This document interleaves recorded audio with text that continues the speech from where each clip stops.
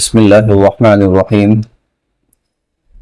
قربانی کے حوالے سے ایک غلط فہمی بسا اوقات یہ بھی پائی جاتی ہے کہ گھر کا جو ایک بڑا سربراہ ہے، بڑا فرد ہے، وہ قربانی کر لے تو سب کی طرف سے قربانی ادا ہو جائے گی، گھر کے بقیہ افراد کو قربانی کرنے کی ضرورت نہیں ہے۔ یہ ایک غلط فہمی پائی جاتی ہے، اور اس غلط فہمی کی وجہ اصل میں یہ ہے کہ پہلے واقعتاً ایسا ہوتا تھا، گھر کا ایک بڑا ہوتا تھا، جتنے وسائل ہوتے تھے سب اس کے پاس ہوتے تھے۔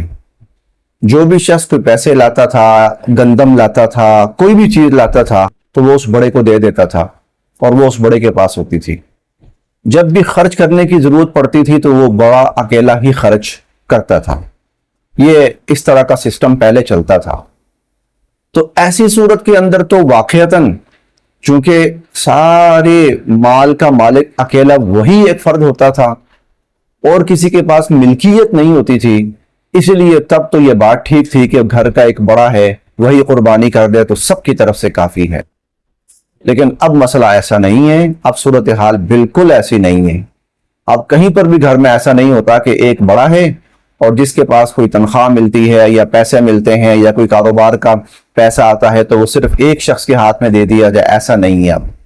اب ہر شخص اپنی جگہ خود مالک ہے، خود مختار ہے، مالک ہے، اپنا پیسہ اپنے پاس رکھتا ہے، اپنی چیزیں اپنے پاس رکھتا ہے، ہر بندے کا اپنا اکاؤنٹ ہے۔